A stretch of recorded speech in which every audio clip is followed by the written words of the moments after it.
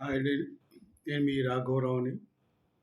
పవన్ కళ్యాణ్ గారు చాలా సీరియస్‌గా జనసేన పార్టీ నాయకులకి, కార్యకర్తలకి అందరికీ కూడా చాలా గట్టిగా వార్నింగ్ ఇచ్చారండి. ఆ సమావేశంలో అంటే రాజమండ్రిలో జరిగిన రాజమండ్రి పార్లమెంటరీ కార్యవర్గ సమావేశం జరిగిన దాంట్లో ఆ యొక్క జన సైనికులకి, వీర మహిళలకి, నాయకులకి అందరికి కూడా స్ట్రాంగ్‌గా వార్నింగ్ ఇచ్చారు. అందులో సీరియస్‌గా ప్రకాశం జిల్లా కార్యవర్గాన్ని మొత్తం సస్పెండ్ చేసినట్టు ప్రకటించారు. ప్రకాశం జిల్లా కార్యవర్గం అంటే దగ్గర దగ్గర 25, 30 మంది ఉంటారు. అందరూ సస్పెండ్ అయ్యారు. ఎందుకంటే మొన్న వాళ్ళు బజారున పడ్డారు. బజారున పడి వాళ్ళ ద్వారా ఒక ఓటు రాకపోయినా వారి ద్వారా జనసేన పార్టీకి, పవన్ కళ్యాణ్ గారికి చాలా నష్టం కలుగజేస్తున్నారు. అంటే వాళ్ళు మాట్లాడినందులో కాదండి. వాళ్ళు మాట్లాడగానే సాక్షివాడు ఈ యొక్క ఛానల్స్ ఉన్నాయి, చాలా ఛానల్స్. చూసారా ప్రకాశం జిల్లా భగ్గుమన్న జనసేన, కొట్టుకున్న జనసేన, జనసేన పార్టీ వలన ఇంత అన్యాయం జరుగుతుంది, నాయకులు కొట్టుకుంటున్నారు, వీళ్ళ క్రమశిక్షణ లేదు. ఇలా ఎలా పడితే వాళ్ళు పేపర్ వాళ్ళు, టీవీ వాళ్ళు రాసేస్తున్నారు. అది ప్రచారం ఏమో ప్రజలు ఏమనుకుంటారండి.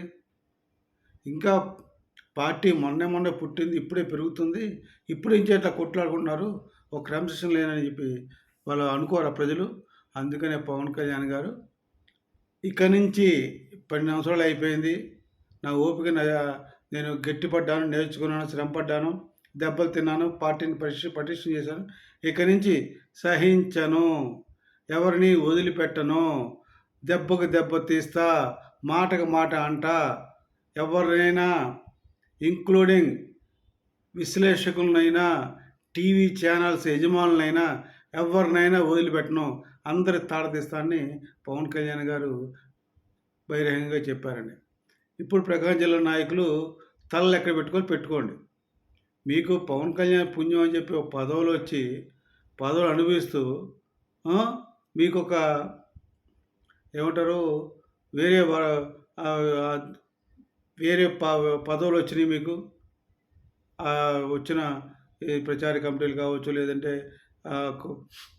మార్కెట్ కమిటీలు కావచ్చు, లేదా టెంపుల్ కమిటీలు కావచ్చు, వాటికి కార్యవర్గంలో చేరారు కదా. అన్ని పదవులు వచ్చినా కూడా మీకు అహంకారం పెరిగిపోయింది. ఇప్పుడు చాలా వేలాది మందికి కార్యవర్గాలు వీటిలో పదవులు వచ్చినాయి. పదవులు వచ్చిన తర్వాత మీరు నోరును మూసేసుకుని కూర్చున్నారు.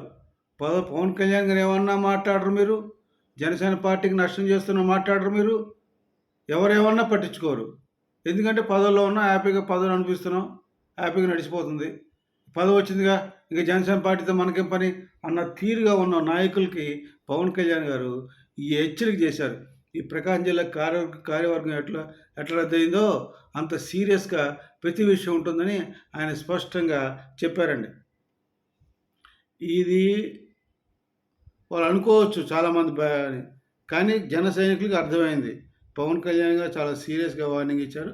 ఇది ఖచ్చితంగా పాటిస్తారని జన సైనికుల్లో ఒక ఆందోళన మొదలైంది. మనం క్రమశిక్షణగా ఉండాలి, క్రమశిక్షణతో లేకపోతే పవన్ కళ్యాణ్ గారు మనల్ని వదిలేస్తారు అనే ఒక భయం ఏర్పడింది జన సైనికులు. అది ఉండాలండి, అప్పుడే పార్టీ పటిష్టంగా ఉంటుంది. ఒక డిసిప్లిన్ ఉంటేనే మనం ముందుకు వెళ్ళగలుగుతామని ఆయన పదే చెప్తున్నాడు. మనం అంతా ఐక్యతతో ఉండి డిసిప్లిన్గా ఉంటే ప్రతిపక్ష పార్టీలు కూడా మనకు గౌరవం ఇస్తాయి, పెరుగుతుంది. మనలో చాలామంది దొంగలు ఉన్నారని ఆయన స్పష్టంగా చెప్పారండి.